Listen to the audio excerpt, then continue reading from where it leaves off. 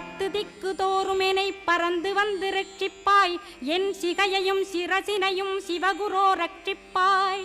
நெற்றியும் புருவமும் நினதருள் காக்கட்டும். புருவங்களுக்கிடையே புருஷோத்தமன் காக்கட்டும்.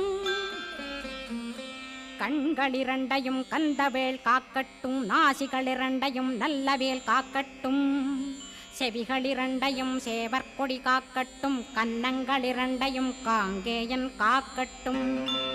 உதட்டினையும் தான் உமாசுதன் காக்கட்டும். நாக்கை நன்முருகன் நயமுடன் காக்கட்டும்.